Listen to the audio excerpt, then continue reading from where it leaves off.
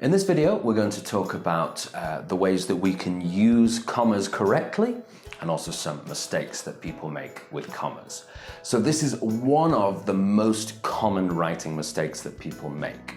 So we're going to look at 3 different rules that we have to remember when we're using commas in our writing. Now the first one, rule number 1, is comma splices. So that is when we connect 2 independent clauses only with a comma. So for example, the boy was happy, comma, he had found his toy. So both of those are independent clauses. So if we want to connect them, we have to do more than just putting a comma. So if the sentence, the boy was happy, comma, he had found his toy is incorrect, what could be a correct version? We have a few different choices. Let's take a look at the first one. The boy was happy because he had found his toy. Okay, so that's turned it into a complex sentence, and that's fine. The other way is to replace that comma with a full stop and make 2 simple sentences. Both of these are fine. Remember, variety is good when you're writing. You don't want everything to be a simple sentence, but you also don't want everything to be a complex sentence. So you can use both of these options. So here's your first challenge for today's video, first of 3 challenges. I'm going to give you 2 incorrect sentences. You have to write them in a correct way. Here are your 2. Have a try now. So let's take a look at some answers. First of all, there is a storm coming, comma, so we should go home. All right, so we've turned that one into a complex sentence. And then the next one, since he always has other dogs to play with, comma, my dog is very happy. So that time we put the dependent clause at the start. So we're using variety when we're making our sentences. The next rule we're going to look at is about when we have dependent clauses in the middle of an independent clause, all right?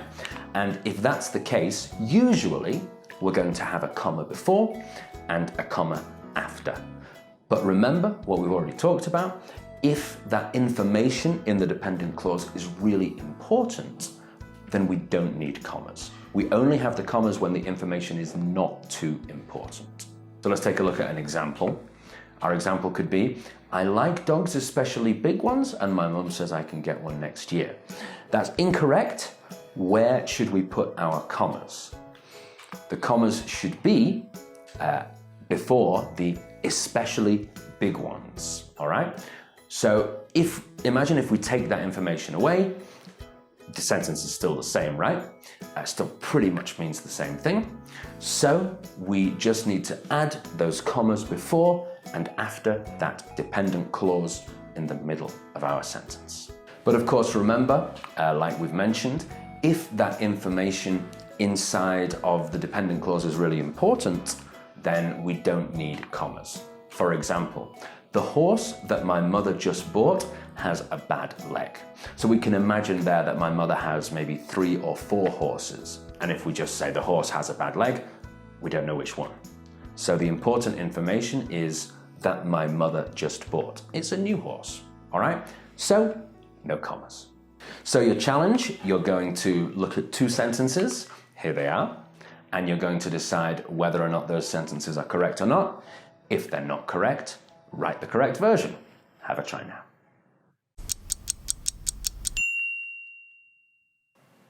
Let's take a look at the answers. So first of all, the car which caused the accident was red. If we take away that accident part, we're just saying the car was red. So that accident part is very important information. So that sentence was actually correct. We don't need commas. But the other one, when we're talking about some kind of detail like lovely blonde hair, it's nice to know, but it's not really important, so we're adding commas there. The last rule that we're going to look at is about commas in complex sentences. So when the complex sentence starts with the dependent clause and then the independent clause comes after, we divide them with a comma. So let's take a look at an example. Even though they fought hard, comma, they still lost the battle. So to be clear, the first half there, even though, we know it's one of those words that makes a dependent clause, and then the second half, they still lost the battle, is independent, so the dependent is first, we separate them with a comma. And another correct example, since I'm already here, comma, I will stay for dinner.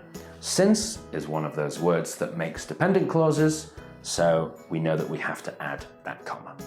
So your challenge, I'm going to give you another 3 sentences, and you're going to decide whether or not they are correct.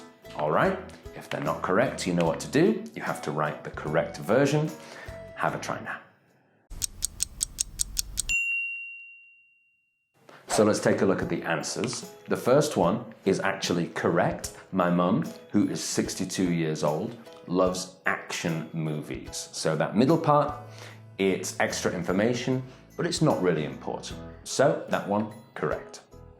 The next one, her favorite actor, an American called Tom Hanks, is from the same town as her, is of course incorrect because we are missing those commas. So inside the commas, the dependent clause should be an American called Tom Hanks.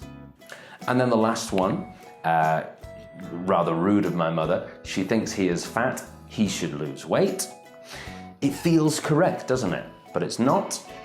There's a number of ways that we could make this one correct. Here's one of them. We can add so and turn it into a complex sentence. Or like we saw before, we could make this 2 simple sentences or a different type of complex sentence. Remember, variety is very important. All right, everyone. See you in the next video.